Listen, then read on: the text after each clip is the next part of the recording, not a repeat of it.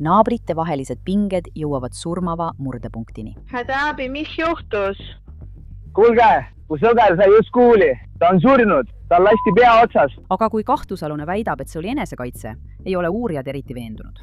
Aga kui ta on juba sinu ees ja sina oled tema selja taga, siis oht on ju kadunud, eks?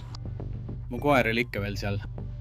Minu arvates ei olnud oht kadunud ja ma tundsin endiselt, et ma ei tunne end turvaliselt. See on Inside the Crime, mida esitleb Law and Crime. Mina olen Elizabeth Miller. Teate, me jälgime aastas 100 juhtumeid. Igal juhtumil on nii palju tõendeid, et meil tekkis üks idee. Me tahtsime anda teile võimaluse tõendeid ise uurida. Seetõttu lõime Law and Crime Plusi juhtumite toimikud. Me räägime töötlemata tõenditest, kõigest alates kehakaamera salvestistest ja ülekuulamistest, kuni kuriteopaiga fotode, hädaabikõnede kohtudokumentide ja paljust muust. Parim osa on see, et rakendus sisaldab ka kõiki Inside the Crime osi ja tuhandeid tunde muud Law and Crime'i lemmiksisu reklaamivabalt. Ning me lisame pidevalt uusi juhtumite toimikuid ja saateid. Laadi Law and Crime Plus alla juba täna App Store'ist, klõpsates kirjelduses oleval lingil või kommentaarides kinnitatud lingil, et alustada oma tasuta prooviperioodi ja sukelduda viimaste juhtumite toimikutesse. Kas oled kunagi näinud saadet Neighbors HBL-is? Noh, see juhtum oleks vabalt võinud olla üks osa sellest. Need naabrid olid aastaid tülis. Aga usku või mitte, selle surmava tulistamise väidetavaks ajendiks olid 2 asja, auto ja koer. On 28. aprill 2024. Me oleme Fort Myersis, Floridas. Kell on umbes 18:15 õhtul, kui Lee maakonna šerifi büroo reageerib tulistamisest teatamisele. Nüüd Law and Crime sai kätte 911 kõne ning helistaja ütleb, et tulistaja on endiselt sündmuskohal. 911, mis on teie hädaolukord? Kuulge, mu sõber just lasti maa. Ta on surnud. Pool tema peast on ära lastud. Mis aadressi see juhtus, härra? Ma ei tea. Fort Myers, need tulevad siia relvaga. Hästi, härra. Mul on vaja, et te ütleksite oma aadressi. Kaua? Mis on teie aadress, härra? Ma ei tea, mis aadress on. Ma olen täiesti segaduses. Rääkige mulle täpselt, mis juhtus.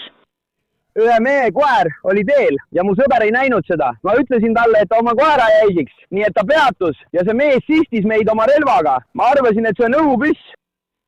Nii et ta ei tulistanud. Issand, te olete nii kuradi nunnud. Mees, oh jumal küll. Oh jumal küll. Kuhu ta läks pärast seda, kui ta teda tulistas? Ta seisab ikka veel siin, relv käes. Ta on ikka veel seal. Ta on ikka veel siin. Ta on praegu oma hoovis, me olime keset teed. Oh jumal küll, mees. Ta lasi mu sõrme puruks, mees. Oh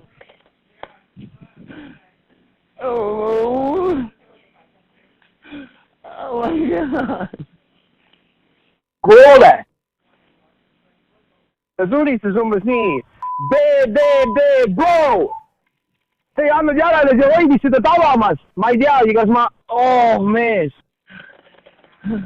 Ta üritas mõlemat neist tappa tundub. Hoia kinni, et tulistada. Kas tundub, et su sõber on elus? Ei, mees. Pool tema peast on läinud. Nüüd peame toetuma nende vahistamisaruandele, et saada täielik ülevaade sellest, mis juhtus, kui Lee maakonna šerifi asetäited sündmuskohale jõudsid. Seel on kirjas, tsiteerin, asetäited leidsid naaberkinnistult 2 meest ja Andrew Perkins. Asetäited leidsid ka veoauto, mille kabiini tagaosas ja kastis oli mitu kuuliauku ning juhi kohal istus teadvuseta mees, kes hiljem tuvastati kui Millen, kellel oli mitu kuulihaava. Asetäited kindlustasid sündmuskoha ning meedikud hindasid seisundit ja kuulutasid ta sündmuskohal surnuks. Asetäited kindlustasid sündmuskoha edasise uurimise jaoks. Kuigi arreteerimisdokumentides on ohvri nimi eemaldatud, tuvastasid kohalikud uudisteväljaanded, sealhulgas Gulf Coast News, ohvrina 50-aastase Carl White'i, keda tuntakse ka nime all Doyle. Gulf Coast Newsi andmetel sattus ohver vaidlusse oma naabriga 22-aastase Andrew Perkinsiga. Olgu, kuna sa oled siin asutuses, kus oled lukustatud ukse taga ja kõik muu, peame sulle sinu õigused ette lugema, eks? See ei tähenda, et sa oled arreteeritud. See tähendab lihtsalt, et loeme sulle sinu õigused ette. Sul on õigus vaikida. Kõike, mida sa ütled, ei saa sinu vastu kohtus kasutada. Kas sa saad sellest aru? Härra, Andrew Perkins istub detektiivi vastas kindel põhjusel. Tunnistajad ütlevad, et tema oli see, kes ohvri pihta tulistas. Ilmselgelt oleme siin seoses täna teie majas juhtunud vahejuhtumiga. Nii et palun kirjeldage mulle, kuidas teie seda näete ja mis seal toimus. varem sel päeval aitasin oma sõpra kolida. Ta kolib töökotta, aitasin teda ja siis läksime minu koju, et mu koeri toita. see on sinu maja, eks? Läksime sinna, toitsime mu koeri, lasime nad välja. jaa. Doyle ja Tyson, need 2 meest veoautos, meil on nendega varem liiga palju probleeme olnud. Lõputult on olnud kõnesid, kus te olete sinna tulnud ja nendega tegelenud. Me saime ta lõpuks tema kinnistult minema. Ta on mu vanaema õde, nii et ta on mulle nagu tädi. Minu õde ja tema abikaasa omavad seda kinnistut nüüd. Ja nad on targa. Las ma annan sulle selle kiiresti. Ja. See on lihtsalt kaart sellest, kus miski asub. Nii et see on sinu maja, eks? Jaa. Okay. Nii et see kuur siin. Nii et minu. Vanaema õde elab seal.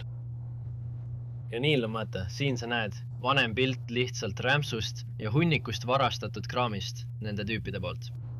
Kogu selle sinna all oli kunagi väga suur narkoorganisatsioon üle 20 aasta tagasi, enne kui ma sündisin.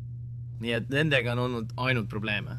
Andre tunnistab detektiivile, et tema oli see, kes tulistas Carl White'i ehk Doyle'i, kuid Andre väidab, et ta kaitses end. Ma käin alati oma kinnistul ringi oma AR-iga. See on lihtsalt see, mida ma teen. Minu onu, tema maja oli esimene sellel teel. See on minu onu. Ja sama lugu. Selle tee ääres elab põhimõtteliselt ainult pere. Ma olin seal ja lihtsalt istusin ning vaatasin, nagu ma alati teen. Ma lihtsalt veendun, et nad teaksid, et ma näen neid ja näen, mida nad teevad. Jata pani minema. Doyle vajutas gaasipedaalile.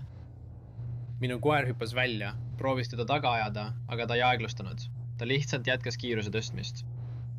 Ja ma ütlesin, ei, sa ei ürita mu koera alla ajada. Ma tõstsin oma vintpüssi. Mina kaitsen oma koera. Ja kui ma selle alla lasin, ütlesin ma, ava lihtsalt silmad, kui sa mööda teed sõidad, sest sina ei ela siin. Mina elan. Need kutid elavad siin. Mu koerad elavad siin. Nad teevad kõike terve päeva. Pole mingit probleemi. Siis meie. Ma annan sulle paberi või anna mulle see pastakas ja see paber. Lihtsalt näita mulle, millest sa räägid, kus kõik juhtus ja umbes. Nii et ma istun seal, istun täpselt siin, käin lihtsalt veoauto juures edasi tagasi ja nad lihtsalt laadisid siin veel ühe haagise täis. Okei.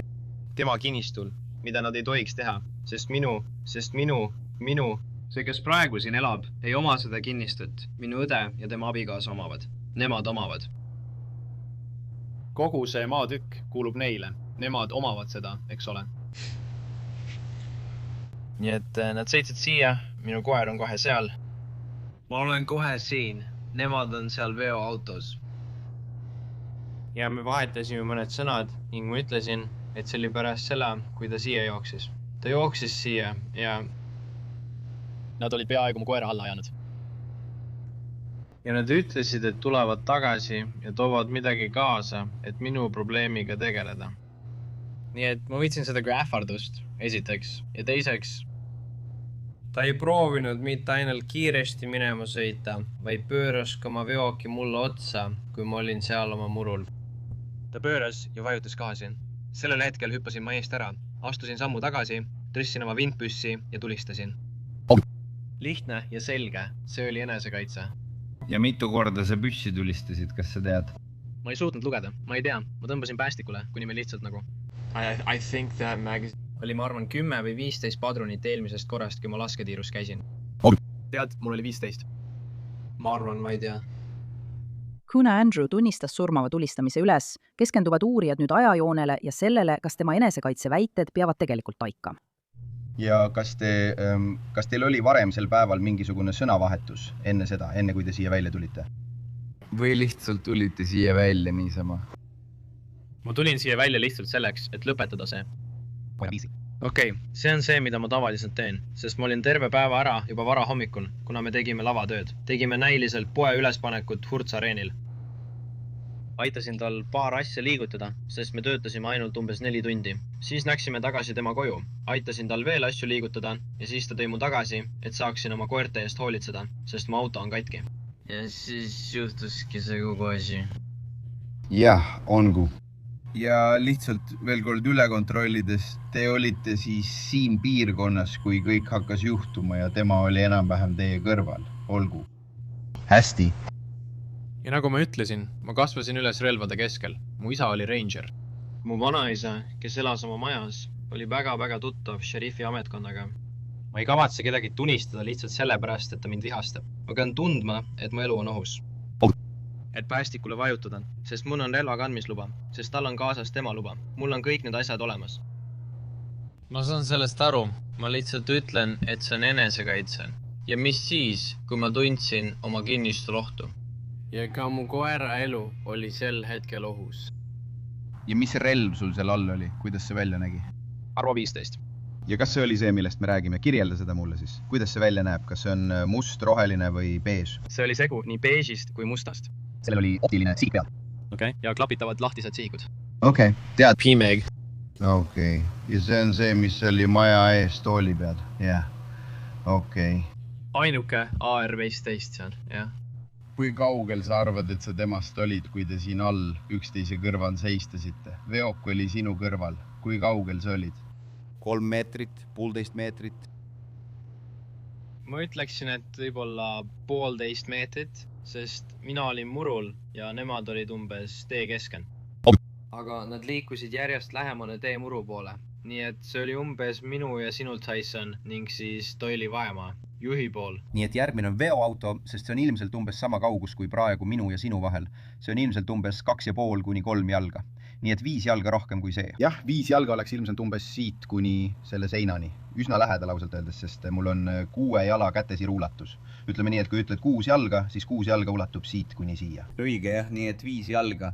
Ja kui te seal edasi-tagasi käisite, kas te olite akna juures või veoauto eesotsas või olime veoauto tagaosas? Ma seisin seal otse postkasti kõrval, üsna paremal pool ja lihtsalt seisin seal, vaatasin teda ja siis nad liikusid edasi. Millal ta sinu poole pööras? Kas siis, kui ta peatus või oli see pärast seda, kui ta seda tegi? Tema peatus. Me rääkisime, mu koer jooksis minema või õigemini mu koer oli juba siin. Ta läks siia, sest nägi peatunud autot. Ta tahab teada, kes see on. Noh, siis ta sõidab edasi. Ma olin sen hetkel siin ja kui mu koer minu juurde tagasi tuli, keeras ta rooli otse minu poole. Kui ma poleks liikunud, oleks ta mulle otsa sõitnud, mida ma ausalt öeldes praegu soovin, et oleksin lasknud juhtuda. Aga kui ma poleks liikunud, oleks ta mulle otsa sõitnud ja ma astusin tagasi ja ma... Sa tead... Nii et kui te käisite edasi-tagasi, siis te olite üksteise kõrval.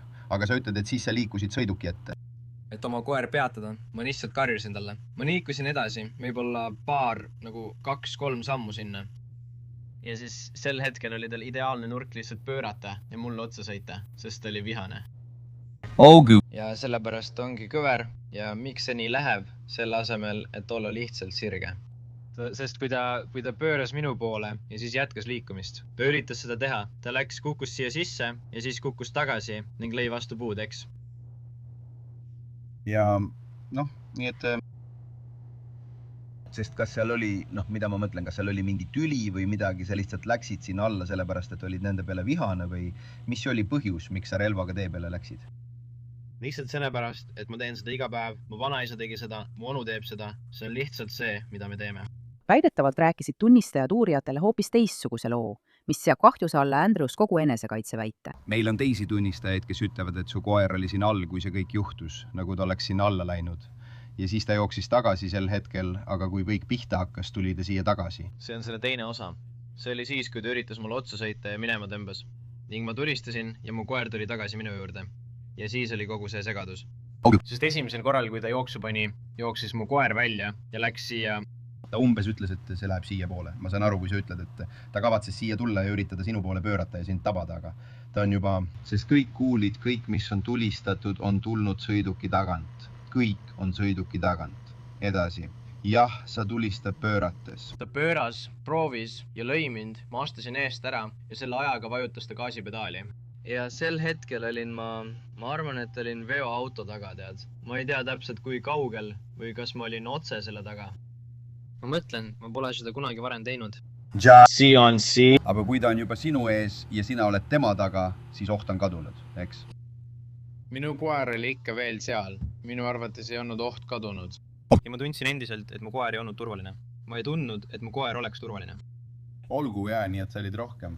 Ta üritas mind maha võtta. Ta üritas mind lihtsalt oma veoauto ja haagisega alla ajada. Nii et pärast seda, kui auto möödub ja sa hakkad tulistama, oled sa sel hetkel rohkem mures koera kui enda ohutuse pärast. jah, kas teil on varem olnud temaga probleeme, et ta on üritanud koera alla ajada või midagi sellist? Või on seda juhtunud mitu korda. Ta sõidab mööda seda erateed kiirusega 50–60.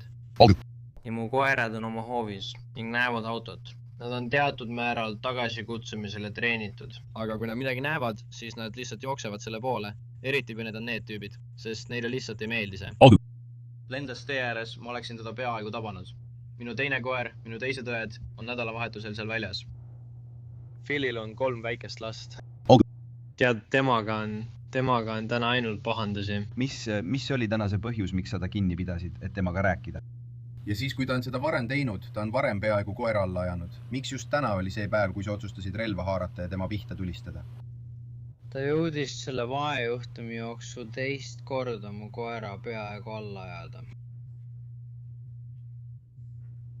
Okei, see juhtus nii kiiresti. Mul polnud aega kõiki neid pisiasju ja detaile läbi mõelda.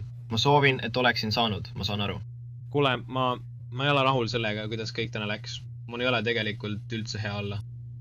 Jah, ma mõtlen, me lihtsalt, tead küll, ma lihtsalt üritan aru saada, mis sul peas toimus.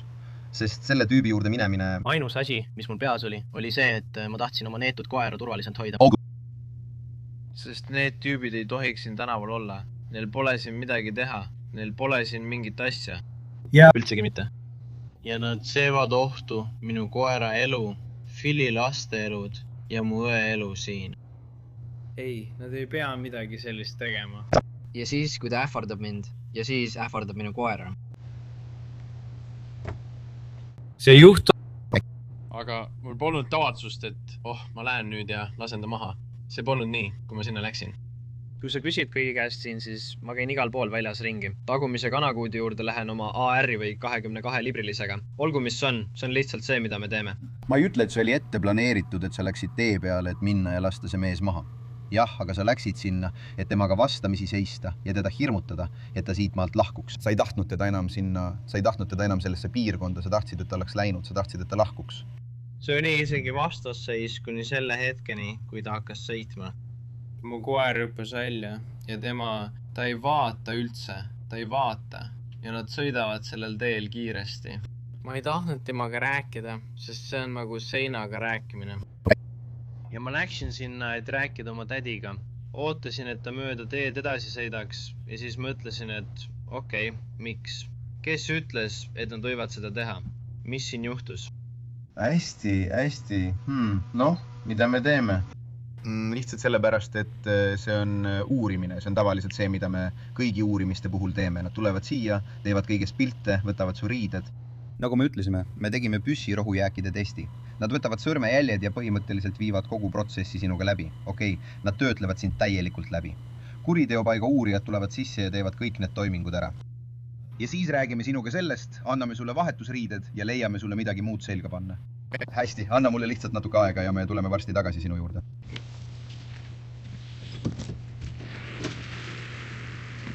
Perkins jaw. Hästi. Ma tean, et olete seal detektiiv Murphyga rääkinud.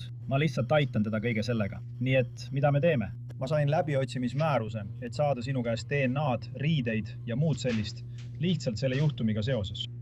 Ma pean selle sulle kõigepealt ette lugema ja sa saad sellest ka koopia. See pole midagi hullu. Ära loe sõnastusse liiga palju sisse. Aga see on lihtsalt asi, mille ma pean sulle ette lugema. Kui sul on küsimusi, siis palun jäta need lõppu, eks. Nii et alustame, kell on 1:19 öösel.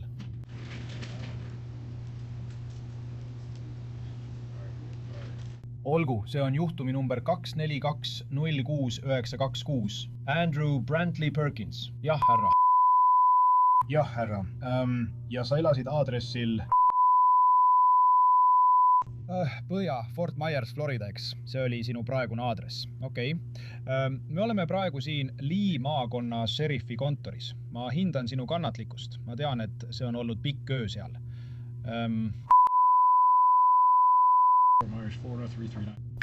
Andrew Perkins arreteeriti ja talle esitati süüdistus 2. astme mõrvas ning 2. astme mõrvakatses.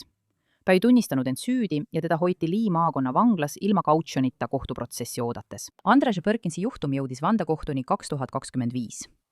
Aasta sügisel tema advokaat väitis kohtuprotsessi ajal, et Andrew tegutses enesekaitseks. Siiski lükkas vandekohus väidetavalt tema enesekaitseväite tagasi. Andrew Perkins mõisteti süüdi kõigis talle esitatud süüdistustes, kuigi tema advokaat taotles uut kohtuprotsessi, mis väidetavalt lükati tagasi 2025 aasta oktoobris. 2026 aasta märtsis mõisteti Andrew Perkins 40 aastaks vangi, vastavalt 20 kohturingkonna riigiprokuratuuri pressiteatele. Pärast vanglast vabanemist jääb Andrew Perkins eluaegsele katseajale. Veebipõhised andmed näitavad, et Andrew Perkins kannab oma karistust Florida parandusasutustes. Tema vabastamise kuupäev on kavandatud aastaks 2064, mil ta on oma 60. eluaastates. Aitäh, et kuulasite saadet Inside the Crime. Mina olen Elisabeth Milner ja kohtume teiega siin taas homme uue juhtumiga.